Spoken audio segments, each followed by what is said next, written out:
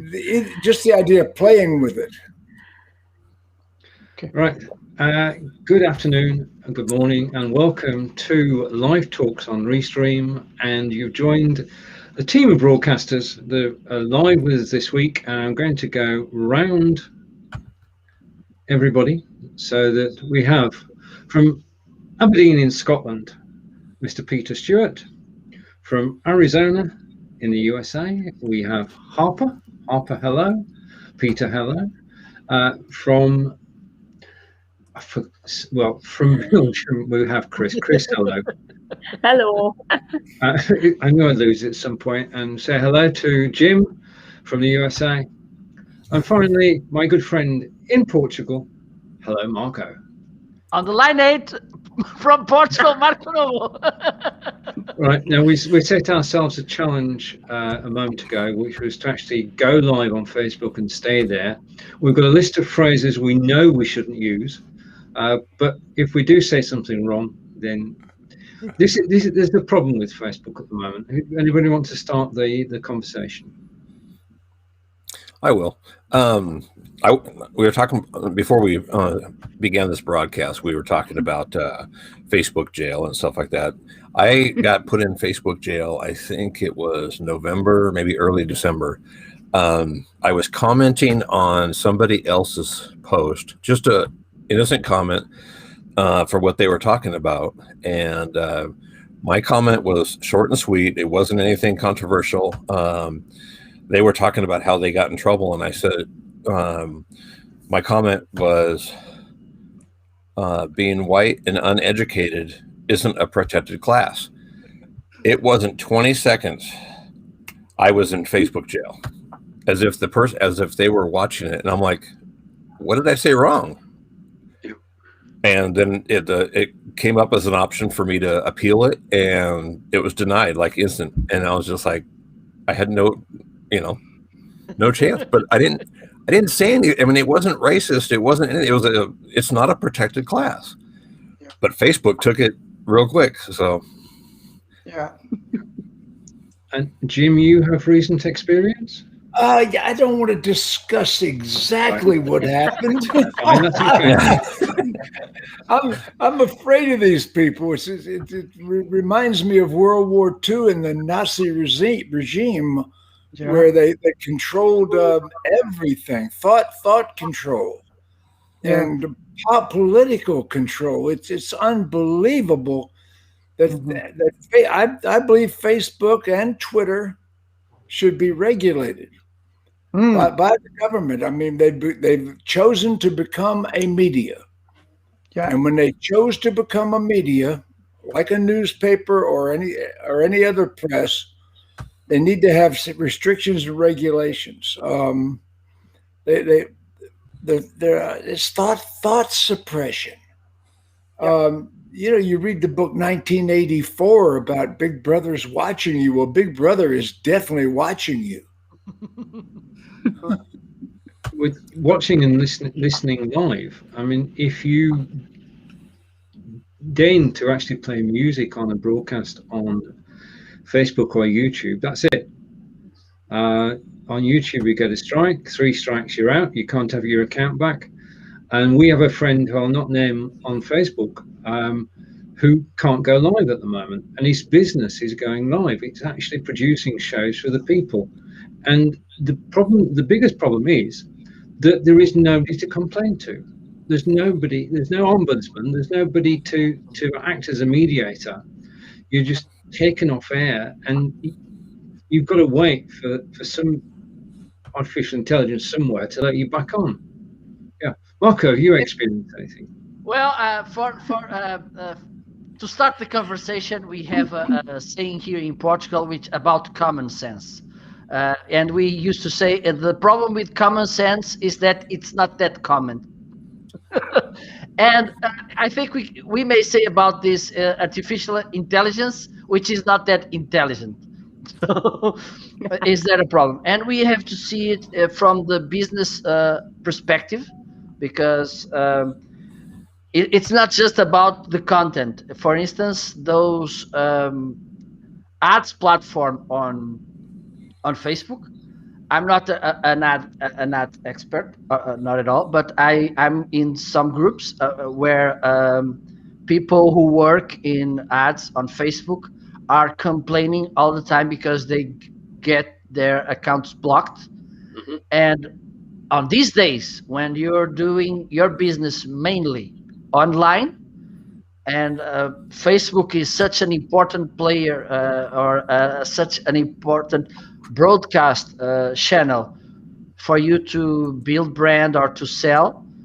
If you this artificial intelligence, it's making so many mistakes. Well, we should have some other name to this. Something artificial, but not intelligence. It's not artificial. It's not artificial because they program it in such a way that it only thinks the way they think. Mm-hmm. Yeah. I mean, it only thinks the way they think. And it's basically conservative against ultra liberal to socialist. It's two political thoughts, and they're suppressing the conservative political thought. And any conservative political thought is put down, and there's certain words they look for that people in a conservative conversation would have. Mm. And there's politicians in the United States right now saying we need to punish the conservatives. I mean, punish. Mm-hmm. Jeff, we're punishing you in a minute. The thing is that it's even a private group is not private. No. Yeah.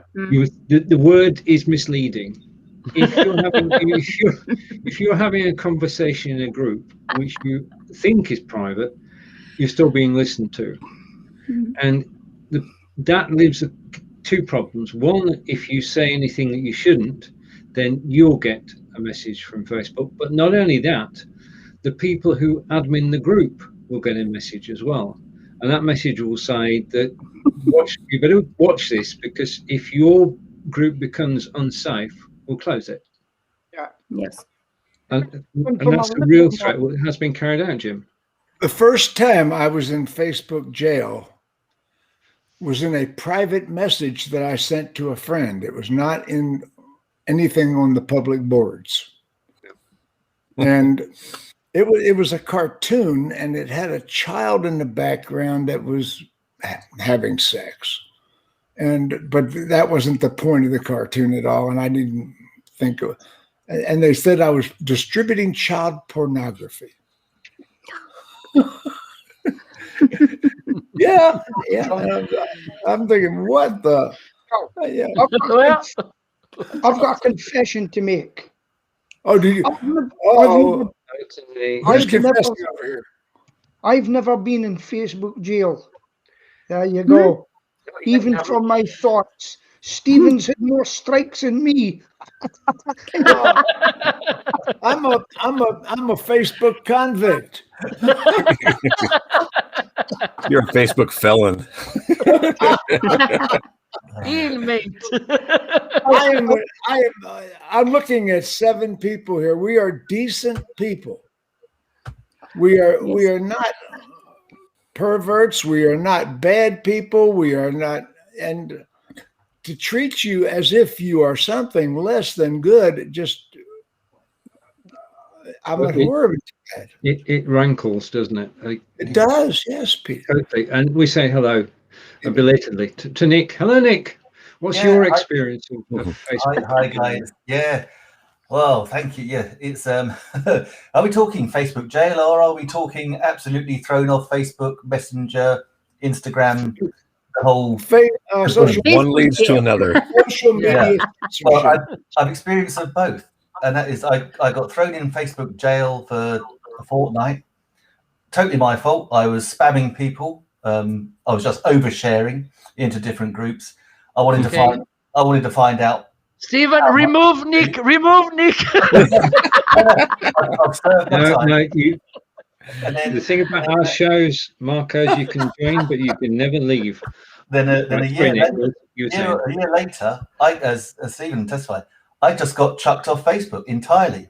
Couldn't access Messenger, nothing. And I was really lucky because I've got the account back 10 hours later, when I've seen people that have been months and months have actually set up browser. And yeah, I was managing different companies' business pages, had nothing at all, no access, and that made me really aware of just how many assets I had on the one platform and how much I relied on it.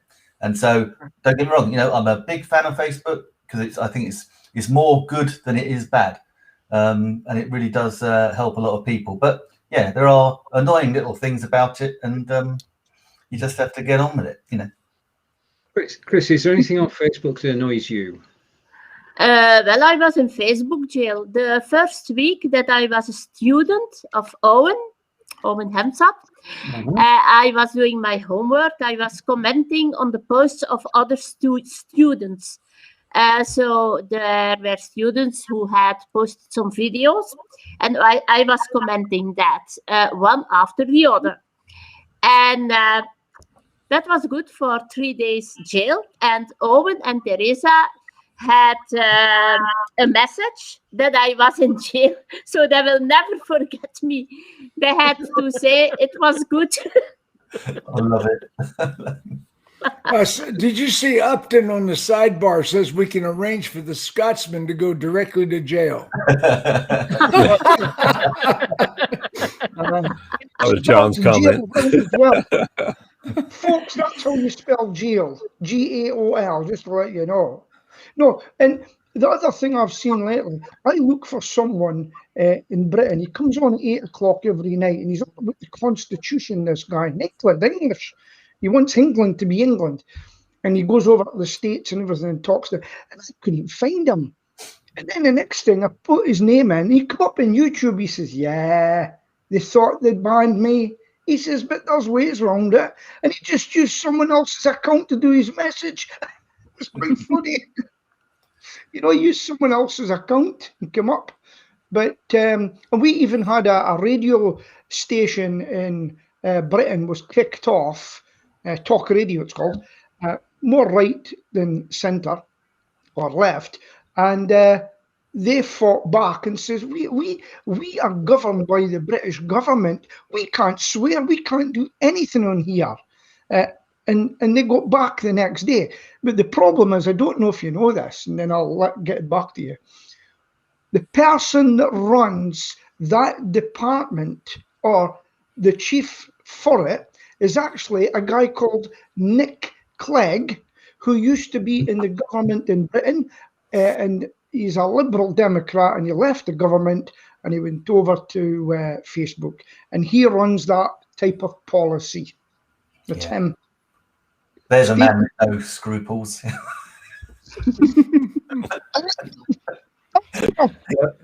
After politics, you've got to get a job somewhere, and I suppose Facebook's not a bad gig to get from what you've been doing politically.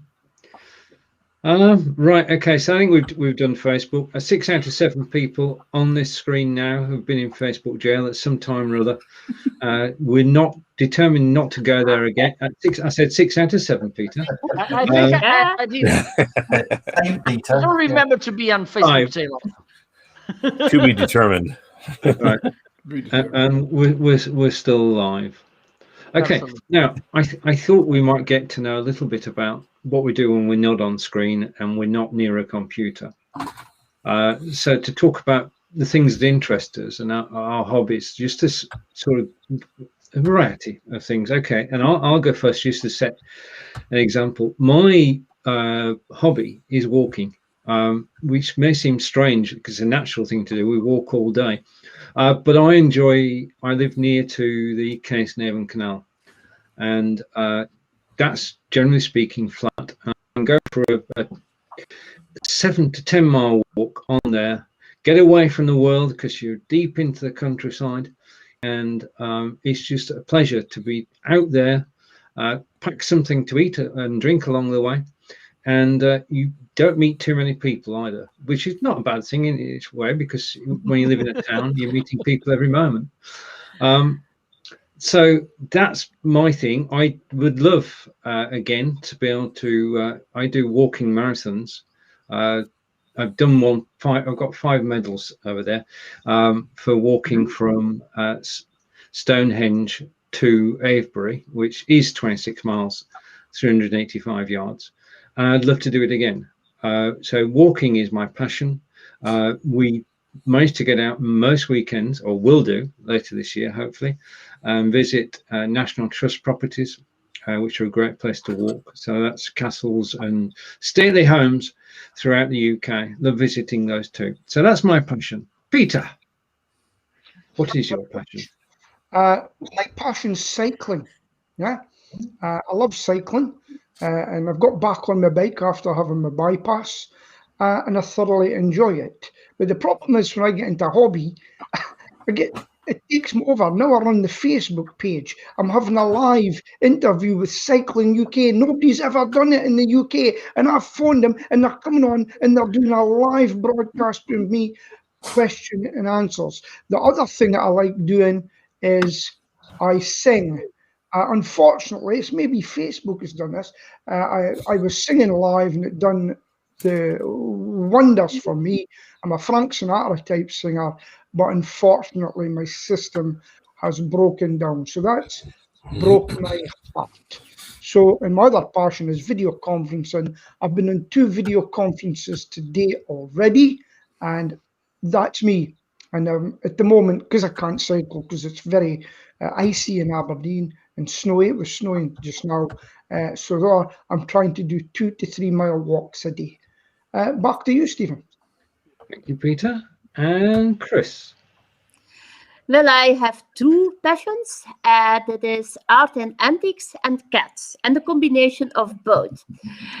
So I like to buy antiques at auctions, and I like also to estimate them for other people in the Facebook group Stukken van Mensen. That's a very practical hobby. You learn everything because other people are collectioners of other things. And so I learn also appreciate their hobbies and their favorite pieces of art.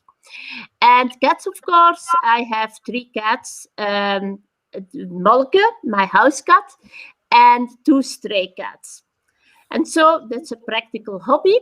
And the new hobby is live streaming.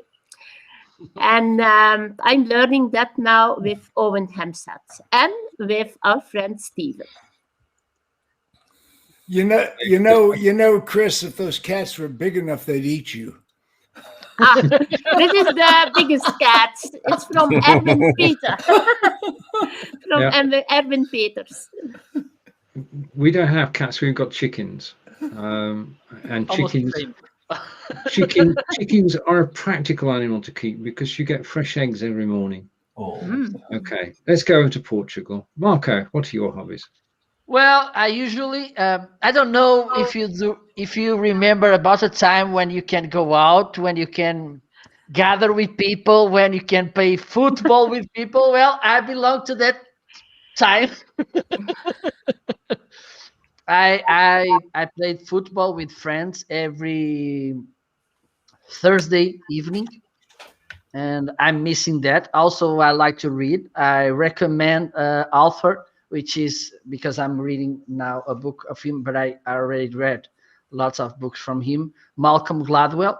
Now I'm reading Talking to Strangers, which is a very good book, and I think it's very good to read because it keeps you thinking and get your head out of this mess we are living by these days. So yes, I'm also willing to get back to football games because I'm missing a lot. And that's it. I'm a very sophisticated people. Professional football is still going on. It's the amateur soccer that's the problem. I believe it's hard for you to believe, but I'm not a professional player. You're not? Yeah, no, I'm not. Image shattered. I look like a professional, I know. A little like Luis Figo. Yeah. All right. Chris. Sorry, Chris. We've been to Chris. Nick, I mean, your hobbies, sir. Oh, my hobby, as you might, My hobby is cooking. I love cooking. I really wanted to be a chef when I was a young man. And my mother, bless her, she talked me out of it because she reminded me that I liked to be out and about with my friends, carousing and womanizing. And I wouldn't really enjoy learning and working at nights in a restaurant or a hotel. So yeah, I was easily swayed at that age, and so I didn't. But actually, I've got a diploma in gourmet cooking and catering that I got about 10 years ago when I had a bit of quiet time. And I think basically I just like chopping things up. I like to chop vegetables and joint chickens and joint. I had to do, as part of this diploma, I had to joint a rabbit, and so I'd seen a rabbit in the shops in Germany where we lived at the time, and but I hadn't got it. And I thought, but Debbie, my wife, said, I'm going to the shop. I'll go get it. I said, yes, please. Can you get the? I said, it's a rabbit. I said, it's really easy to see. And she came back. She came back with a pork loin. I said, that's not a rabbit. Anyway, I did get said rabbit in the end and jointed it beautifully, obviously. And yeah, I think it's just about. And then I get to eat it, of course. So yeah, what's not to love? And eat your mistakes, even. yeah. I mean, that's the joy of cooking, being able to eat it afterwards. I mean, it's always better. I always think it's better if somebody else has cooked it. Then you can enjoy it more. You know, but you still got to take your turn at cooking. Harper, your hobbies, sir? I have two hobbies. One I don't really do as much anymore, which is landscaping. When I lived up in Seattle, it was easy to landscape up there. I can grow anything. I always had, not to brag, but I always had the best yard, and everybody thought it was, I was trying to prove something, but that was just part of my therapy. For those that are watching that don't know, I'm a retired U.S. Marine, and I have traumatic brain injury and PTSD really bad. So I have to, be doing something at all times. Sometimes two things. If I'm watching TV, I'm usually on my phone as well, because the part of my brain that's not watching TV will start on its own little train track, and it'll crash. But now that I live in Arizona, I don't have grass. Nobody on my street has grass. I'm growing cactus, and I have little wild animals running around my yard. So it's interesting. So I really don't do a whole lot. I kind of like, what was that? Dr. Doolittle or whatever, talking to the animals. I go out and I visit the wildlife in my yard.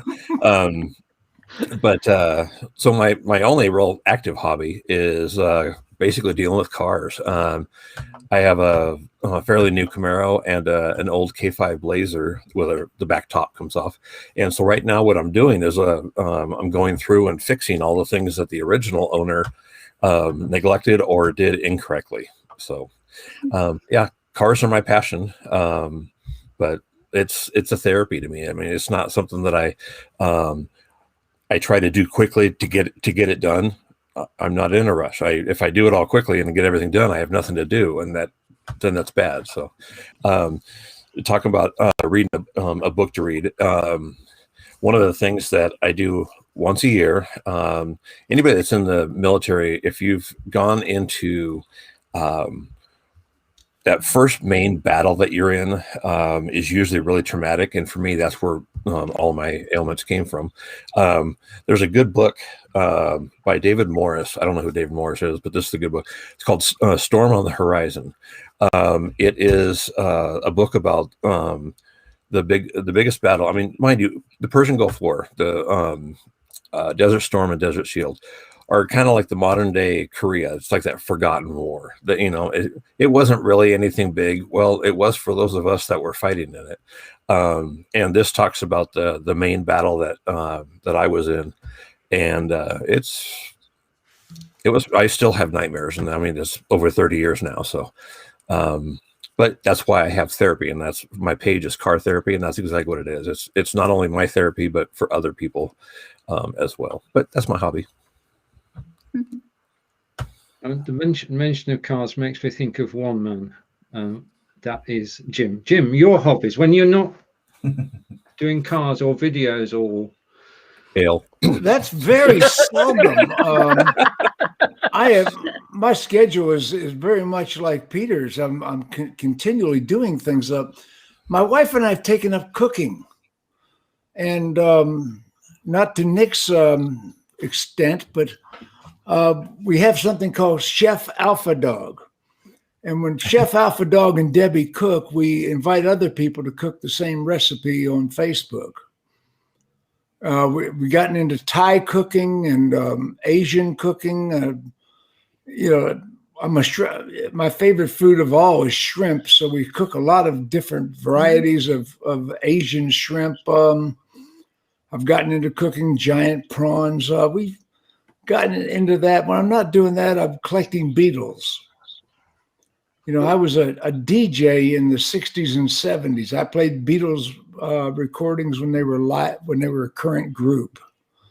And I've got a big Beatles memorabilia collection. I've got all the bubblegum cards. I've got special albums by the Beatles that only DJs were given. I've got books and all sorts of Beatle memorabilia. The original Beatles label was NEMS, a North England Merchandising Society, and that has more value than other Beatles trivia memorabilia. So I have a lot of NEMS, North England Merchandising Society, I guess it was. So that's what I do. I collect Beatles. We cook. I have a pool table. My wife and I shoot pool because we're locked in for the COVID. I get the shots tomorrow, by the way. Finally getting the vaccine. Oh, cool. Yes, so that was difficult. Yeah. Can I say, can I chip in my little Beatles story? You might like this, Jim. A couple of years ago, we were looking to put an event on at Abbey Road, and everything was going to plan. And they gave us a nice tour and everything, and they showed us the piano that John Lennon used to play, and it had a cigarette burn on it that he created, and it's still there in Studio 2. Absolutely amazing. Really?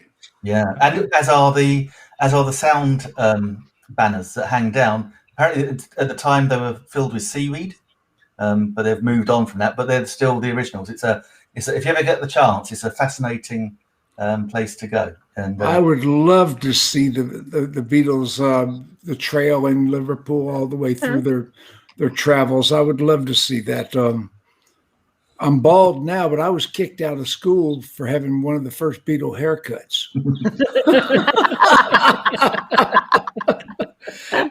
I was told to don't come back till I cut it.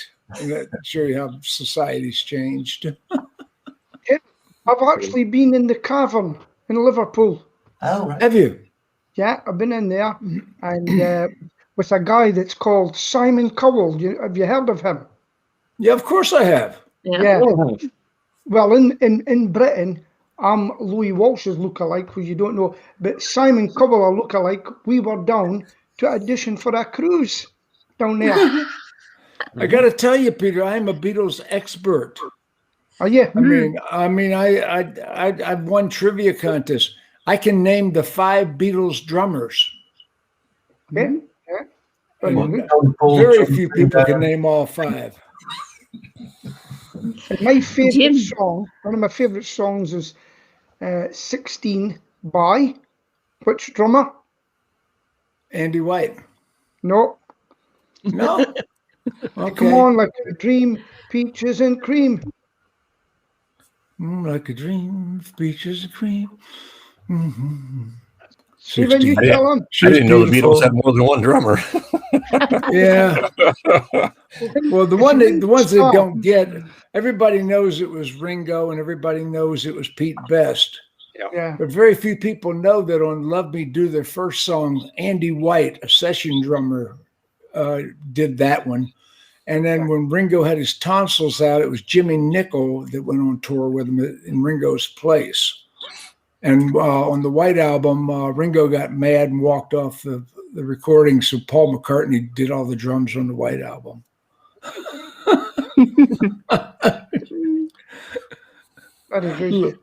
Just quickly, Sounds like a lot of drama. My cousin's got a shop in Aberdeen called Spin, and what he sells is old records, and he gets people coming in from all over the world looking for the old original LPs, and I'm sure he'll have some Beatles there. Yeah. Oh, I've got a ton of Beatles. My wife's getting. You don't need that. What are we going to do with it? So yeah, it's when we're gone, who's gonna be interested? So I don't know. But Jim, I have news for you. Yes, an auctioneer from Bruges has bought a special photo from the Beatles. And I think that it's John Lennon who is taking a photo of Cynthia, his first wife, before he was married with Yoko Ono. So I will send you the Facebook post of that. Would you too? Would you do that? I do that for you, yes. I would be so appreciative. Thank you. Thank you. My pleasure. Yeah. I wish I'd have seen the Beatles in concert. I saw the Rolling Stones in 1965, and as a DJ, I got to interview many of the super groups of the 60s. I met all of them, but I did not ever meet or see the Beatles. That was a big disappointment to me. Mm-hmm. My dad told me one time he went to a Beatles concert. He didn't really care about the Beatles, but this girl he was trying to hook up with had 2 tickets and asked him, and so that was the only reason why he went. Later on, he regretted. He didn't think they were going to be around long, so he was like, whatever. Somebody asked the Beatles, Paul McCartney. They said, "Is Ringo the best drummer in the world?" And Paul McCartney said, "No, he's not even the best drummer in the Beatles."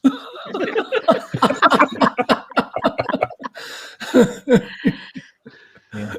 As he demonstrated on the White Album. Yeah. Yeah. little trivial facts, just little things. Yeah. I remember I saw the Stones, it must have been 81 or 82. I was a very young man at Wembley, and I thought, me and my 3 friends, we did all we could to get tickets and actually go, because we just thought they'd never tour again afterwards. When I saw the Rolling Stones in 1965, I was in college. I was in Memphis, Tennessee, and the Four Tops were their lead-in act. Oh, I like them. Nice. And then when they came out, Satisfaction was #1 on the charts at the time. And Keith Richards was stomping up and down and stomped on the cord to the guitar, and all the amplifiers came tumbling off the stage. So they went away. They had a curtain. They pulled the curtain. The Four Tops came back out. And when the curtains opened again, they got all new amplifiers and their Satisfaction. Oh, dun dun dun dun dun. Stephen, have you seen the question from Bosco? Yeah, I was just going to say, I'm going to take a question, so we take a breather. And the question's coming in. All right. So we now know they have a Beatles bar in Varadero, Cuba. Thank you to Kelly for that. And then a question from Bosco, who's saying, what platform is this? This is Restream.io. And we are live every Wednesday, 12 p.m. Eastern, 5 p.m. UK, 6 p.m. in Belgium. And one week I'm the host, and the following week Marco is the host, and then we just carry on like that. So we from 2 houses, from my house, mi casa, and Marco's casa. And just to catch up on the latest news for everybody, as soon as we've finished broadcasting, which will be 1 p.m. Eastern, my soccer club, football club, Burnley, are playing Manchester City after this show at 1 p.m. And I shall, for one, will be watching it. This is David versus Goliath. The whole of the Burnley team were bought for the price of one Man City player.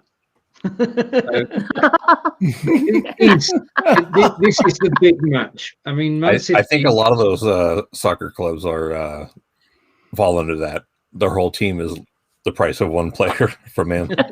That's right. That's right. I mean, you sort of got the top 5 or 6 teams: Man City, Man United, Liverpool, Arsenal, etc. And they've got Chelsea. Forget Chelsea. They've got the money, yeah. And then you've got the bottom half of the league where there's no money. I mean, Burnley has a population of 70,000, and it's just amazing that they're actually playing in the same league. So they're called the Clarets. So that's all barrack for the Clarets to beat Man City tonight, and you never know what's going to happen. I mean, so, football is big in Portugal, Marco. Absolutely. we have one of the best players school in the world. We have one of the best coaches school in the world. It's amazing. It's amazing how we love football. How crazy some people get because of football. But yes, it's kind of, for instance, when we are a child, mostly guys, when we have some free time, what will you do? Play football.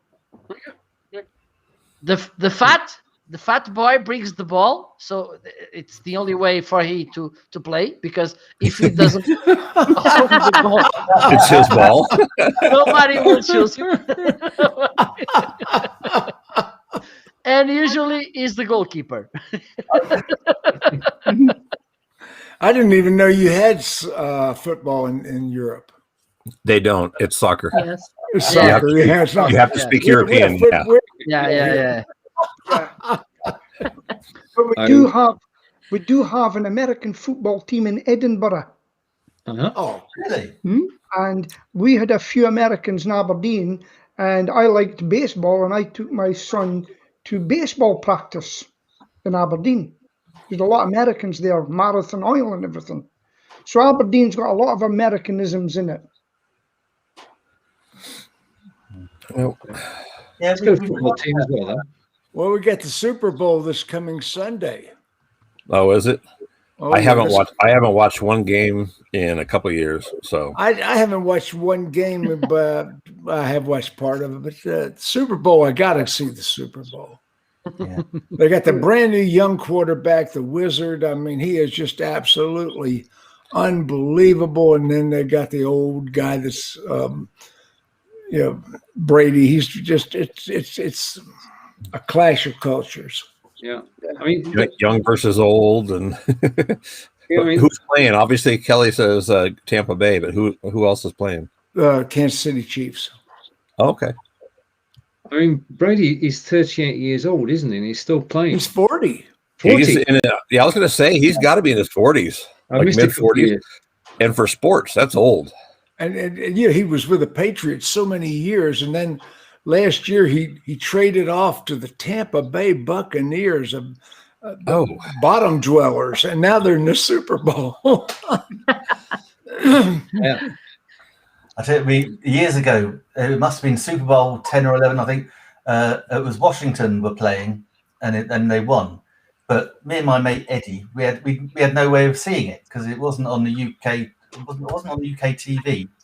And so we were chatting to the bloke who owned a hotel in just down the road from where we worked, and it was great. He managed to get us a TV which had it on.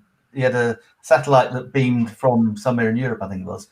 And he managed, from our little idea that we had, how can we watch the Super Bowl? He then put on this huge thing where he played Top Gun, the movie, beforehand, because it was going to go off at like 1 o'clock in the morning UK time. And so everyone was watching Top Gun, getting very drunk, and then the football came on. It was one of the weirdest nights I've ever experienced, but it was great fun. And we take credit for it, because otherwise we'd never have seen it. Yeah, back in the day, back in the 70s, 80s, if you're growing up in Seattle wasn't a good team at the time. And, it was one of those, we had this huge dome, the Kingdome, and they, you're lucky if you had 800 people watching the game. And so it would never be televised in Seattle. Everywhere else it would be televised, but not in the city. And so it was like, back then, you know, you had to find. I mean, if you had cable, they wouldn't play it on a local station. So if you really didn't have much cable, but if you had like a satellite, then you can tap into a channel that actually aired some of the games. But yeah, it was hard in football back then because you couldn't be a Seahawks fan because you never saw a game. So, because they were never on Monday Night Football. Never. I mean, it's changed. The internet has changed things, hasn't it? Totally, it's changed a lot of things. But one of the things it has changed is sport, because you can follow Manchester United from anywhere in the world. Mm-hmm. And people do want to. Is that a good thing? I watched Liverpool. Yeah. Liverpool, great club, northern club. About 20 miles from where I used to live, Liverpool, and I was happy for them to win. I'm happy for anybody to win, apart from Arsenal. Oh, Stephen, I am so with you on that. Being a lifelong Tottenham fan, if Arsenal lose, happy days, doesn't matter. When I was growing up, the big match of the year at Turf Moor, which is Burnley's ground, was Burnley versus Tottenham. That was the match where everybody came together. You know, there's sort of the Claret and Blues and the White and Blacks, and the best man won. And it was a case of the last man standing at times, but the best team generally won. Yeah. Happy days in football. Actually, sorry. Very lastly on the football, but one of my very favourites was when I lived in Mönchengladbach in Germany. They were Borussia Mönchengladbach, and they had this song, Borussia song, that they always sung at the beginning of every match. And then, of course, when they played Borussia Dortmund, so you'd have 2/3 or 3/4 of the stadium singing the song because it's Borussia.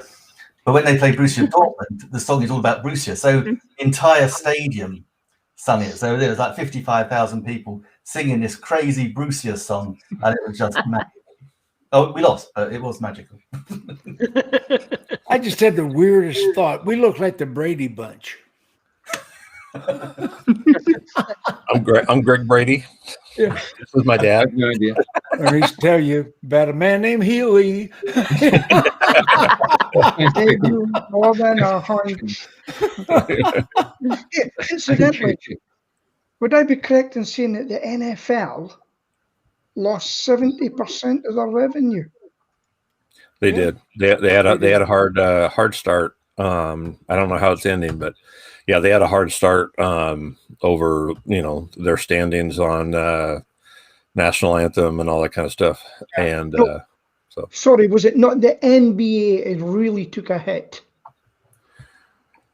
The NBA took a. I would imagine so. Yeah, because of COVID, not because of politics. Okay. NFL took a big hit because of politics long before they took a hit because of the COVID.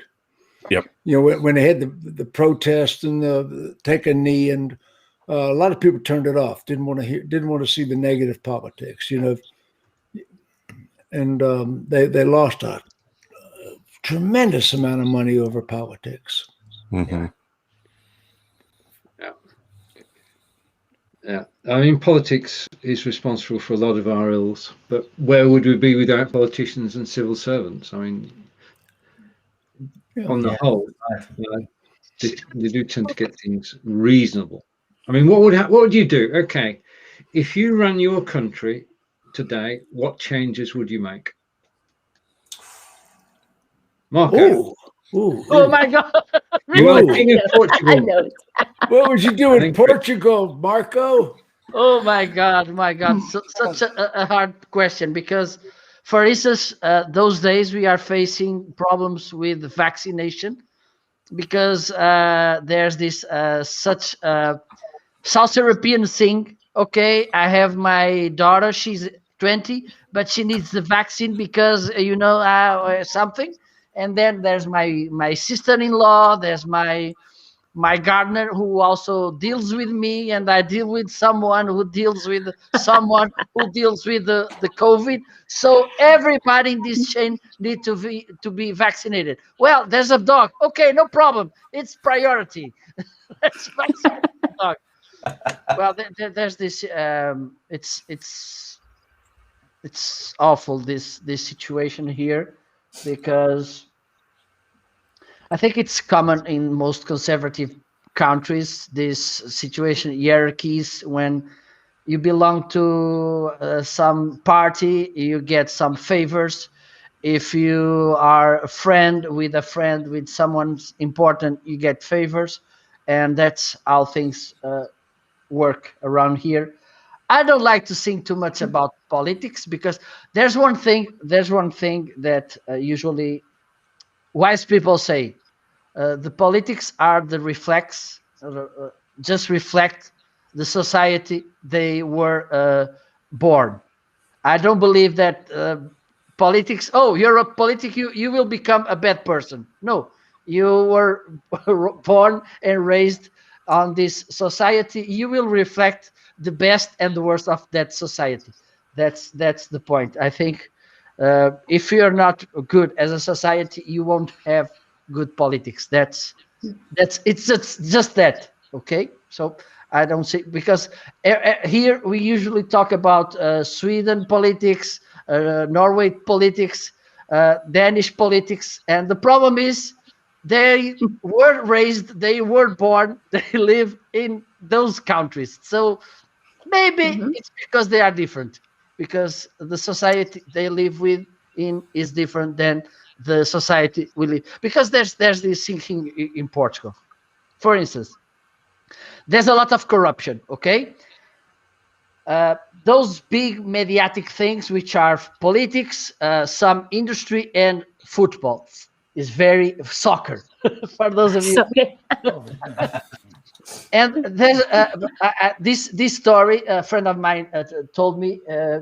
He was on a lunch with someone who was president of a football team, and some minutes before, he was saying, "Yo, the politics are all corrupted people. There's a lot of corruption in politics and everything." And few minutes later, he was telling how he bought referees to the games of his team.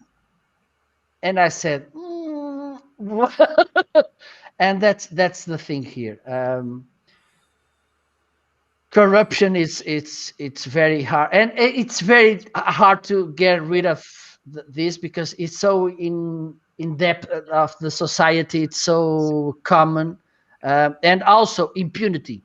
For instance, lately we see so many ministers involved in so many issues, and nobody gets fired, nobody goes away. No, they keep there, like, oh, it's nothing. It was just a mistake. Harper, you're a politician. You haven't answered the question. What would you do? Well, first, I'm talking about the problems. First, you should, I think, try to move to another country.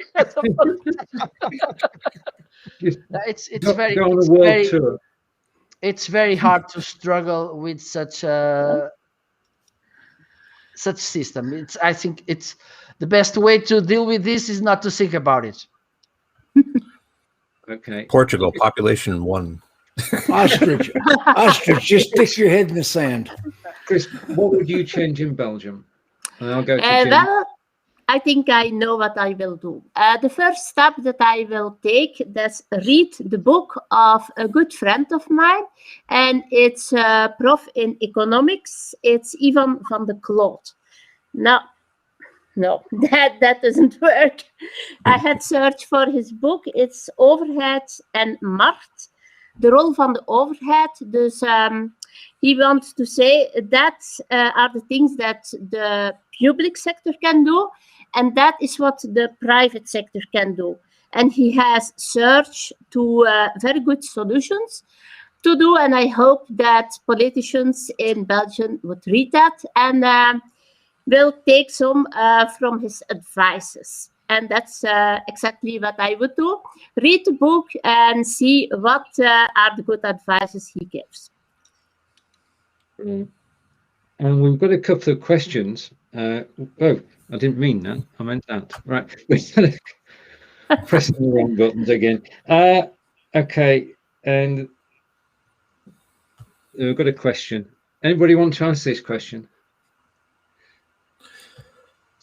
Whatever comes to mind. Whatever's happening in the world. So Yeah. Basically, Just a bunch of friends talking, just a bunch of friends chatting.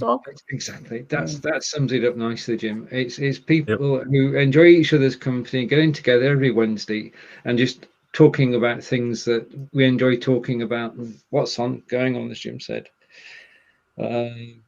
Okay. Right. Does anybody else want to rule their country for a moment? Do you want to rule Scotland, Peter? Scotland. Oh, this is going to be good. Right. So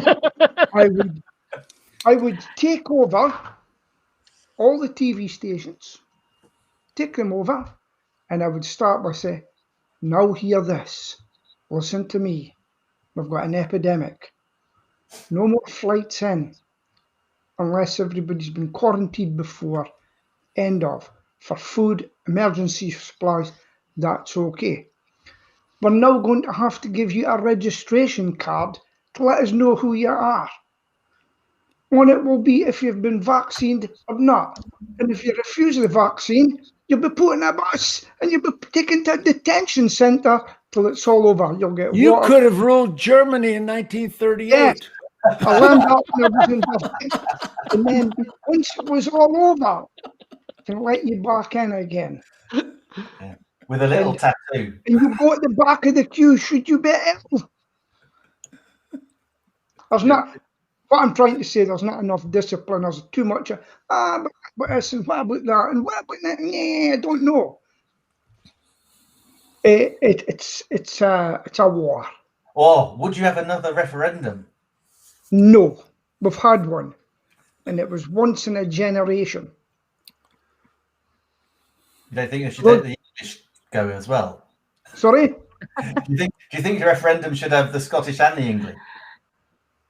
No, the Scottish have had one. And they said it'll be once in a generation. The decision has been made. You can't, you know, they've done that in Europe. The Irish, and there's another country says, you never got that right, you need to do it again. And this is what we'll ask you this time. It's yes or no. And the referendum was done. End of. It's like Texas, Quebec tried to come out of Canada. They done a referendum. And the French-speaking Quebec said, no, we're staying with Canada. Am I correct? Yeah. United we stand. Yeah, we've got nobody putting their hand up saying you're wrong, Peter. Right. Okay. Well, we're coming towards the end of the show. Is anything anyone wants to talk about that's happening this week, or where you'd like people coming to watch you? Got a live show this week. Now's the time to advertise. Yes. Okay. Chris. I have news for you, Steven. There will be a very great exposition in Britain, and it's for the people themselves. They will be asked to make a drawing or a painting, everything that they can do, and take them to the street so that when you walk around, you can see what artwork that those people that live in the houses are making. So it will be very pleasant to walk down to the streets and see what pieces of art that people who lives in the houses are making for you. I will send you a link to that also. Nick, when are you live next? Oh, I'm live tomorrow twice. Actually, I'm live at 3 with a teaching Thursday, which is talking about pointing your domain names to different places and what you can do subdomains. That just a quick one, just a 15-minute one. And then after that, I'm interviewing a lady called Jamie. I can't think of her surname, but she's an affiliate marketer. So she found me in a group, and we've got chatting. And I said, "Oh, look, let's jump on together, chat about our experiences. She's doing it for Anthony Morrison, I think it is. And then on again on Friday, 3:30 p.m. with Freebie Friday. And Freebie Friday is about color palettes, and where you can get a really good color palette thing if you want to make your branding look cool. I have something. Yeah. Starting tomorrow, I will be teaching a 1-hour class every Thursday, streaming a class to Northwood University. They've contacted me to teach a course on how to be a general manager in a car dealership. Cool. So yeah, it's quite an honor. Northwood has classes for car dealers, siblings, their children, and I'll be teaching. It's a full university, and I'll be teaching a 1-hour class, as a professor adjunct, I guess, at the university. Wish you every success. You Nice. have the team behind you, Jim. Congrats. Peter, what are you next live? I know the answer to the question. Funnily enough, the Talkinator is going to be going live in the next couple of weeks. Isn't it good? Because I'm going to be interviewing Nick, and then we're going to do a series of things to why you should be on YouTube, a marketing way for that. So that's one of the things for Talkinator. And also I'm going to invite him on to my Pest Talk program, and he's going to talk about marketing your business on using videos, or in particular YouTube. And then with that, we'll build up, and people can knock on my door and say, can we advertise with you? And I'll say, no problem. Hand it Dash over first. Color of your money. Yeah. Oh, right. Okay. The design on Harper's point, the design on Restream is such that it's difficult to know when people arrive if you've got more than 7 people, as Marco knows. So I've got to give a big apology, and the last 5 minutes of the show, to Dom. Dom, I do apologize. Totally. I know you've been able to watch us. No, that's fine. That's great. From within the studio. I was enjoying the what you guys were talking about. And you're saying something about hobbies and stuff. I myself, I collect wolf memorabilia. As you can see off to my left, so you're right. Some of my wolf memorabilia, and I am a collector of tattoos, and I've got a lot of wolf tattoos on my body, a lot of wolf knickknacks, and my bedroom's completely covered in wolves. No room to bring anything else in there. So, and I enjoy, maintaining my group and my page on Facebook, the Talking MS page and group, and helping anybody that I can. And it's just humbling to be able to do so. Right. Again, my apologies, Dom. By way of compensation, I can say that your book sold 1 copy at least in the UK this week. Yes, I actually did see that on my KDP site.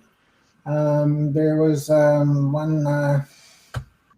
Actually, there's actually 2 of them now. I think I'll have to check the KDP site, but I did see that. I did get a payment from the UK for an ebook. Good, that was me.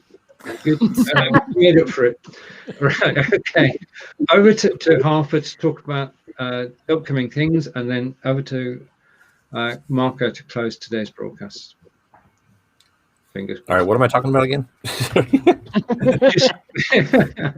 Right, okay. The next event that you're involved in, whether it be live or where you like people to join you in.